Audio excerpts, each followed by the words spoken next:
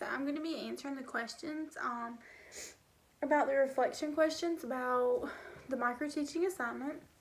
The first one is the subject that I taught was agriculture education, horticulture class. The grade level was 9 through 12 because it's a CTE class, so any students in high school that just recently started middle school can attend agriculture classes. The lesson standard that I stated in the video, the segment video, is the North Carolina CTE standard AP 41-03-001, and it summarized plant anatomy. Next, it says, what was your pre-planning experience like? Honestly, I really had fun. Lesson plans are kind of difficult because I don't know if it was set up right or if I included the right things. But planning as far as getting supplies, because I went to get a whiteboard, which is a piece of poster board, and I went to get plants, do a hands-on experience outside, and I really liked planning activities so that I could complete them and do them. What did I learn from this experience to assist you in planning your lesson? I knew the parts of a plant, and of course all through high school I took agriculture classes, so I kind of pretty much knew them. But when I had in my head that I was going to do plant, I knew I was going to do something with a plant because I feel like I could incorporate a hands-on experience. I actually learned in depth some of the parts of the plant that I probably had forgotten now, being that it's been a few years since I have graduated. And that was one of my first classes in high school, so it's been more than a few since I've learned that stuff. In what ways did you engage your peers? I engaged them by had them do a, I did this diagram right here that was in my teaching segment. This is on my whiteboard right here. And then my peers or my students, he did his own. This is a copy of his work. And he put the notes down here from what I was teaching. And it's pretty much verbatim from what was on the whiteboard that I told them to take notes of, because it's also in the horticulture book, but just to get them involved and me interacting with them, I did it on the board and then they took notes about it. And then the hands-on, we also did a journal experience where they turned it in for an assessment on their assignment so I could see where they stood in the class. How did I address the cultural and diversity of the class? Well, I really think that everybody comes from a different background. Everybody learns differently. That's the main topic that we've been talking about all through this class. And I did it several ways. As far as teaching, I did auditory, I did visual with the description on the board, and then they heard me explain the parts, and also we did hands-on. So that's pretty much 3 learning styles right there that it could have targeted majority of the students in the class, and I feel like every student could have got something from that. Next, in what ways did I use students' assets to teach the lesson? Pretty much, they had a horticulture book which has the very same diagram that I based off of, which is why I kept looking this way while I was doing my lecture part of it, because the diagram is just a basic anatomy diagram. You can get them offline, you get them in the textbooks, and I remember when I was in high school I did that. So pretty much I used their textbook, and I just used with CTE classes. It's kind of funny because I want students to learn, but I don't have to make them learn. That's really a them decision, how they react to what we're learning and what I'm teaching.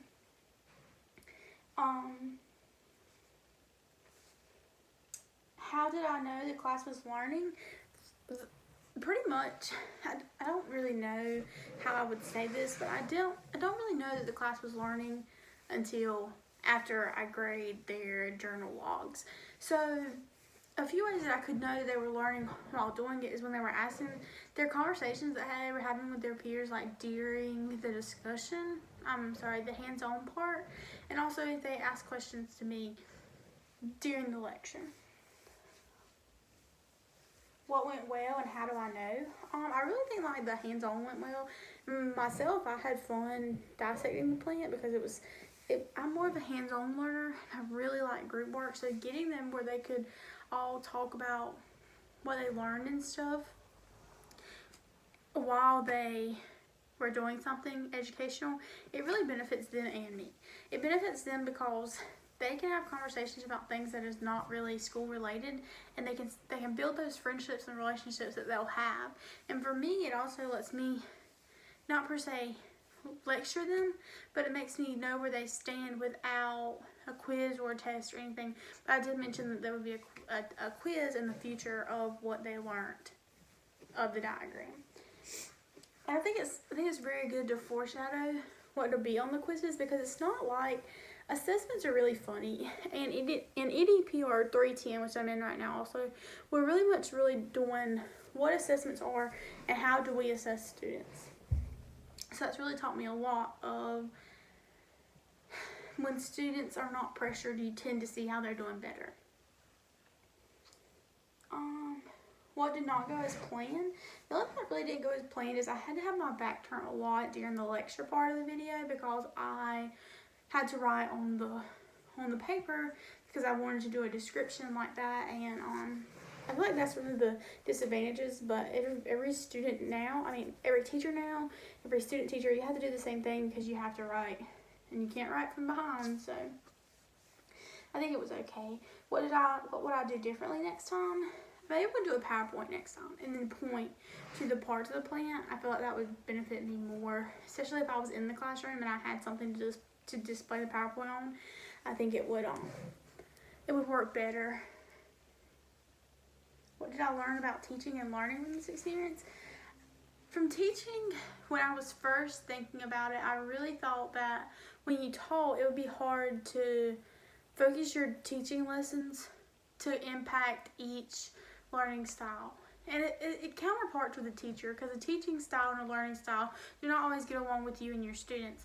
But I feel like that when teaching, doing this, it's really brought to light that you really can incorporate all the different learning styles in a different way and in different parts of the topic or the content or something, that each student will get triggered to run part, because it will trigger their learning styles, because each standard has different parts where you have to do different things. So I really thought it was cool that I actually could incorporate 3 different learning styles into one content standard, because it's just the way that you set it up. And I really think that I actually had time to think about it, and that's what worked best. Next, I'm sorry, I keep losing my place. What did I learn about myself? I learned about myself that sometimes when I'm doing my lectures like that, and I've done videos before for my classes, that I kind of stop and it's like I have to think about what I'm about to say. And I know teachers do that too, because I've had many teachers that do that. But it's just like, I feel like I know what I'm teaching about, or I know what I'm talking about, and then I get in front of a camera and I'm like, I don't know anything I'm supposed to be doing right now. So I think that's what I learned about myself that I kind of need to work on. That just believe in myself that I know what I'm doing and just do it. What did my peers offer as strengths or growing moments? He really liked the plant thing outside, and I don't know why I've been such a goer for this, but I think it's all my agriculture classes when I was in high school, and I know how they work. And for myself, I'm a very much hands-on learner, so when I can do something and I can see it and I can feel it and touch it, I can retain that information and use it later. Than if I were just to sit here and listen to somebody, I would realize bits and pieces, but I really couldn't remember anything. Now what goals do you have for your teaching practice? So next time, I really think that I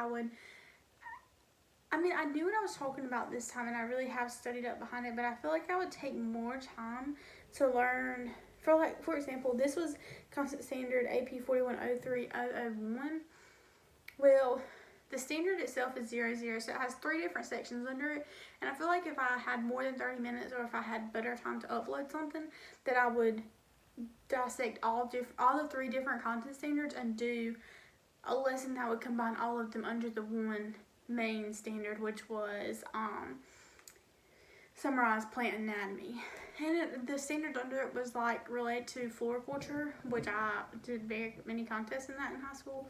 So I really just like horticulture, and I'm very big on it. So that's why I chose to do that. And plus my major is agri-education, so I felt like it would align with it, and it would help me in the long run to be able to plan and experience a lesson in agriculture with a CTE standard and not a Common Core standard. So other than that, that is it, and thank you.